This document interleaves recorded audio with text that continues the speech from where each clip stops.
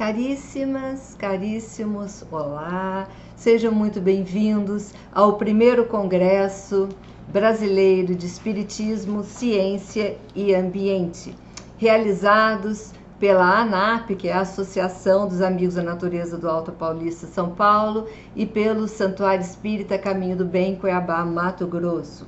Em primeiro lugar, agradecemos a presença de todos vocês que se inscreveram para ouvir, para aprender, para ensinar, aqueles que apresentarão os seus trabalhos, os seus papers.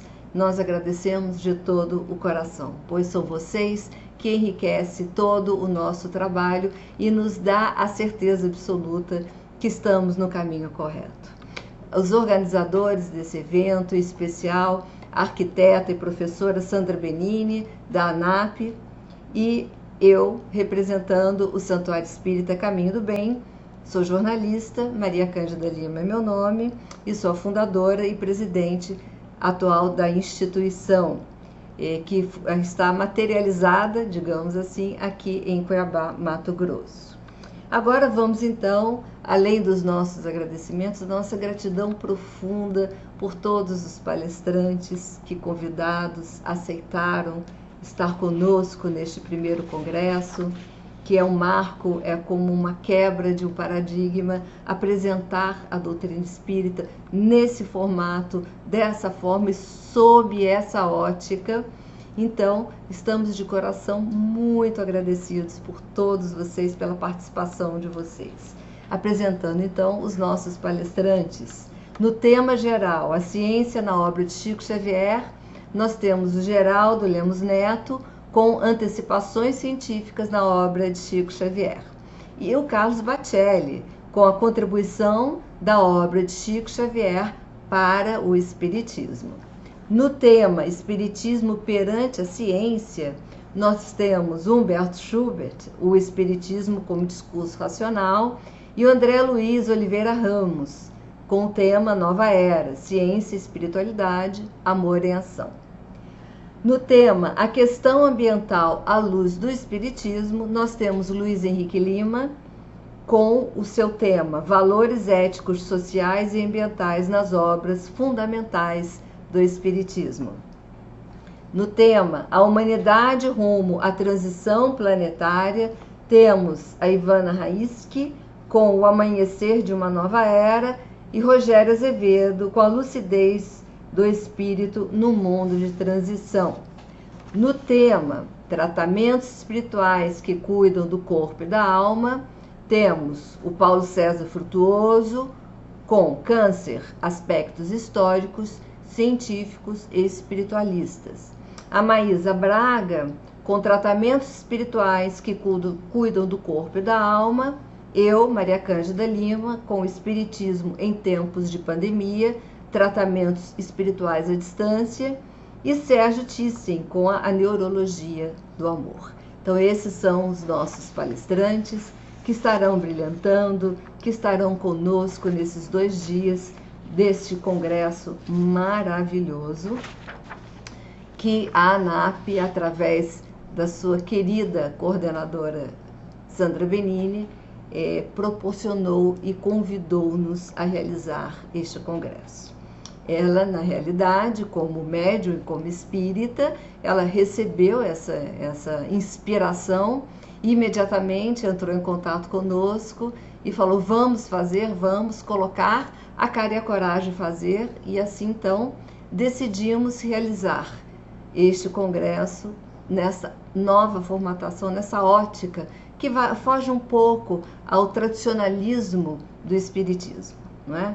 Então, para que aqueles que estão assistindo, que estarão nos ouvindo nesses 2 dias, e muitos nem espíritas são, foram atraídos pela curiosidade do saber, pela necessidade do aprendizado, então entendemos que deveríamos, de alguma maneira, nessa abertura, nesse momento, buscar contextualizá-los para que possam entender a ótica apresentada, entendendo o que é o Espiritismo, o que é a doutrina espírita. Bom, a doutrina espírita, ela está, podemos assim dizer, sobre vários pés, né? Ela sobre vários tripés, porque são sempre 3 dimensões apresentadas, né? Então, a doutrina espírita, como o nome diz, ela não é uma religião, ela é uma doutrina que foi trazida pelos espíritos, codificada por Allan Kardec há mais de 164 anos atrás, quando Kardec, pela sua curiosidade científica, como professor, como cientista, vendo-se diante de vários fenômenos que não eram explicados, né, à luz de uma razão muito lógica à primeira vista, interessou-se em pesquisá-los e assim foi recebendo mensagens e recebendo orientações e explicações provenientes de vários cantos do planeta, de vários países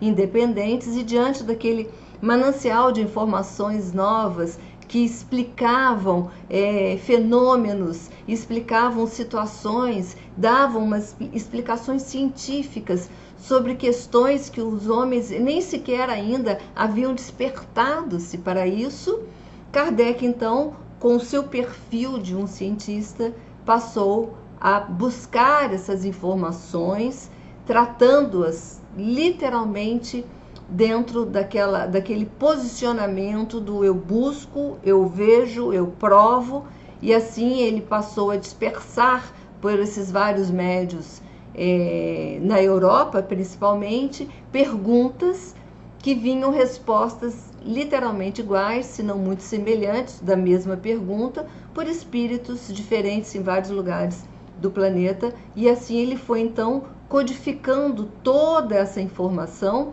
né, colocando-as de maneira com que nós, num futuro, num momento seguinte da nossa existência, pudéssemos compreender o significado de tudo aquilo, de todo daquele conjunto de informações, né? Não eram signos que não estavam presentes em nós, muito pelo contrário, porque desde o começo é visível que dentro das informações apresentadas pelos espíritos está ali a base ética moral do Evangelho de Jesus, porquanto as informações não traziam para nós um espanto de dizer, olha, isso eu não consigo reconhecer o que seja, porque nós já estávamos há 2000 anos recebendo essas informações, vivenciando essas informações, e bastávamos naquele momento que algo viesse como um novo flash, uma nova luz, a trazer-nos pela razão o entendimento da ética e da moral cristã, né? Então a doutrina é uma doutrina porque ela é universalista. Então o primeiro tripé que podemos trazer para vocês é que o Espiritismo, por ser uma doutrina, ele é universalista, ou seja, todos, qualquer pessoa, de qualquer crença religiosa, de qualquer lugar, de qualquer cultura, de qualquer espaço no mundo, pode ler, compreender, entender e aprender, né? Então, ela é universalista, ela é para todas as pessoas. Ela não se restringe a um grupo intelectual, ou a um grupo étnico, ou a um grupo social. Não, ela é para todas as pessoas, independente, inclusive, das suas fundamentações religiosas. Ela é uma doutrina reencarnacionista. Então, na base da compreensão de todo e qualquer aspecto dessa doutrina está ali o entendimento, a aceitação pelo entendimento da chamada reencarnação. O que é a reencarnação? A diferença entre outras frentes de pensamento que tratam a reencarnação é que é o terceiro pilar que se agrega a isso, que é a doutrina espírita, uma doutrina evolucionista. Então, ela mostra o processo da evolução, o progresso, mostrando que para trás nós não vamos mais. Que uma vez aprendido, entendido, introjetado um conhecimento, uma experiência, um aprendizado, ele é nosso, nos pertencerá pela nossa imortalidade. Então, nós não perdemos o nosso conhecimento, nós não perdemos o nosso aprendizado. E ele então funciona como uma alavanca para cada vez evoluirmos mais, para cada vez irmos mais à frente. Então, é uma doutrina evolucionista. E agregado ao processo da reencarnação, ao conhecimento reencarnatório, aí é que mora, digamos assim, toda a diferença das demais frentes do pensamento reencarnatório, é que a doutrina espírita junta essas duas coisas, porquanto a reencarnação sempre é a frente para algo melhor, para algo que processou uma evolução e não voltando atrás, como no conhecimento pitagórico, por exemplo, que você poderia, ou como nas religiões orientais, em que se acredita que você hoje encarna-se como um ser humano, mas que você pode vir amanhã como um inseto, como um animal e tal. A doutrina espírita, pelo contrário, explica-nos: animais já fomos, não é? Já experienciamos nos vários reinos desse planeta, ou quem sabe até onde mais podemos ter estado. Então, uma vez no reino hominal, do reino nominal iremos para frente, a futuro, atingir a nossa angelitude, não é? Então esse é a primeira tríade, o primeiro tripé da doutrina espírita. Ela é universalista, reencarnacionista e evolucionista. Kardec, então, traz-nos um posicionamento muito interessante da estrutura da doutrina espírita. Como assim da estrutura? Por ela ser uma doutrina, ela tem três elementos, vamos dizer, três frentes de pensamento, de processos, de análises que a tipificam. Como então? Ela é uma ciência, não só pela forma com que ela foi elaborada, trazida, provada e estruturada e codificada, como pelo próprio conhecimento. Então, a doutrina espírita é uma ciência que usa das outras ciências na base da sua estruturação. Então, ao entendermos doutrina espírita, estamos entendendo a química, a física, a ecologia, né, a biologia, enfim, a astronomia, né, a cosmologia, enfim, todas as demais ciências que a humanidade conseguiu colocar nesses escaninhos, né, a observação do mundo nos seus escaninhos, nos seus devidos escaninhos. A doutrina espírita usa isso para trazer maior compreensão. Então, ela é uma ciência que agrega o conhecimento das outras ciências na sua compreensão, na sua comprovação científica. Ela é uma filosofia, que a filosofia, sabemos nós, que é a base, a mãe de todas as ciências que vieram depois, né? Então, a própria física sai de um ramo direto da filosofia, e a filosofia é a ciência da observação humana, do homem no mundo que ele vive. Então, ele observa o mundo que ele vive, ele questiona, então ele pergunta: quem somos nós? Quem eu sou? Não é?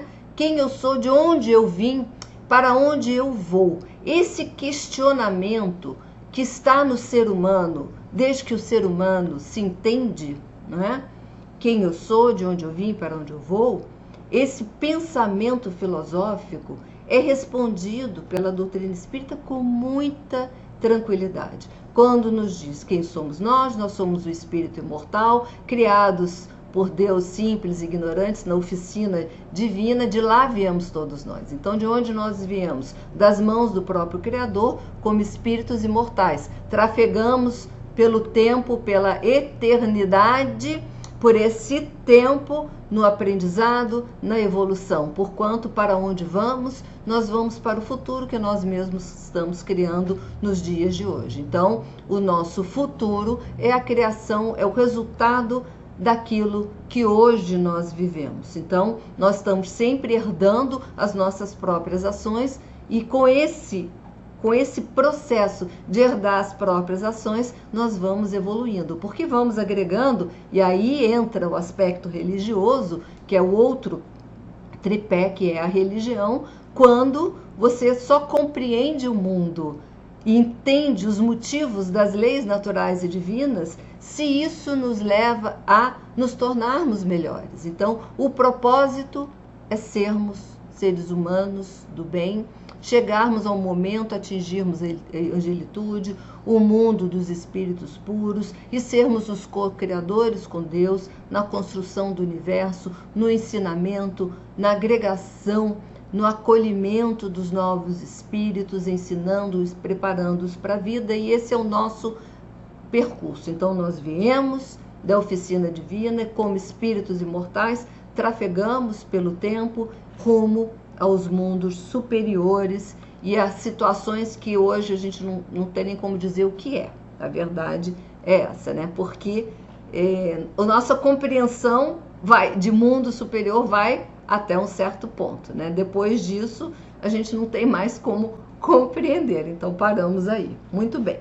Então, como nós falamos, a doutrina espírita, na parte da sua ciência estabelecida, não só pela forma, no seu conteúdo, é muito visível na obra de Kardec, todos os aspectos, principalmente no seu livro A Gênese, que é um dos maiores compêndios ambientalistas que a gente já conheceu, e esse livro, ele mostra e nos ensina todo o processo da formação da estrutura deste universo em que vivemos, né? Desde do momento, do início a que podemos chegar, da formação das constelações, das galáxias, dos processos, a expansão desse universo, a construção incessante desses processos, quem somos nós, a estruturação da nossa galáxia, do nosso sistema solar, a estrutura do nosso planeta, nas várias eras de formação do nosso planeta. Então, o livro A Gênese, ele é fantástico, inclusive na explicação muito interessante e cuidadosa da Gênese mosaica, né? do entendimento do porquê da Gênese mosaica, né? Porquê da figura de Adão e Eva nessa estrutura. É fantástico, é um livro que aconselho todos leem e releem por todo sempre. E lá, na Gênese também, mais uma vez, e vários outros livros dentro da doutrina que abordam esses processos da evolução, da constituição, principalmente dentro do planeta Terra, dos espíritos que para cá vieram, né, de quem somos nós, quem é o espírito Terra, quem é o espírito migratório. Muito estudo aparece de forma muito clara, explicado por nós, por Emmanuel, no livro A Caminho da Luz, e por André Luiz no livro Evolução em Dois Mundos. Nesse conhecimento da nossa doutrina amada, querida, que tanto nos ensina e que tanto nos faz bem, porque por ela e através dela estamos buscando seguir o caminho do bem, mostra-nos também os espíritos, que toda a estrutura do universo, olha que fantástico, também é um tripé, também são 3 elementos, né? Então, o universo inteiro é formado por 3 elementos. O primeiro elemento é Deus. Não sabemos como é, nem o que é. Está lá a primeira pergunta de Kardec, o que é Deus, né? É o início, é a origem de todas as coisas. Não tem muito como explicar para nós, porque entrariam num aspecto que nós não temos signos suficientes para dar significado a isso. Então, eles nem entram nessa questão. Então, é Deus.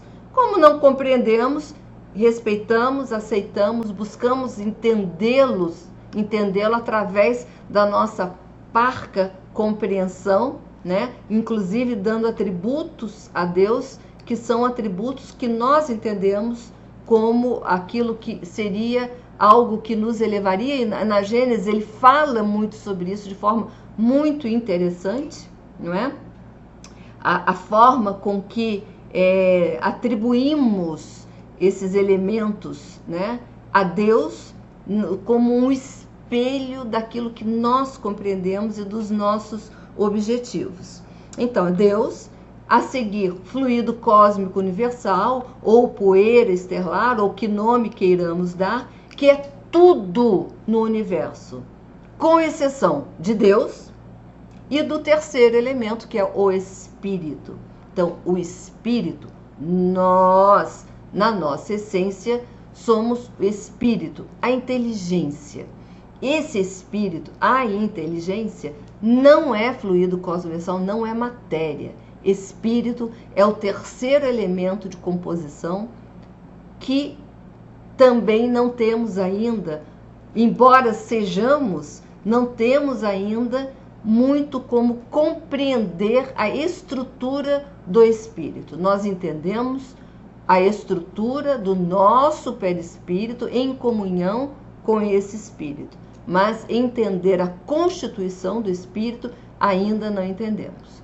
É uma centelha, é um ponto, é algo que a gente não tem ainda como explicar. E segundo a própria Gênesis, o fluido cósmico universal, que é tudo, vai desde o ar que respiramos, a mesa aqui, a cadeira que estamos sentados, as nebulosas, aos planetas, as constelações, enfim, a matéria orgânica e inorgânica, né? A matéria tangível e intangível, tudo, energia, pensamento, tudo é fluido cósmico universal, né? E ele existe, Deus estrutura o mundo com esse fluido cósmico universal, que ele tem características diversas dependendo de onde está, por que está e para que serve, né? Então os mundos têm características diferentes devido às suas constituições e necessidades das suas constituições,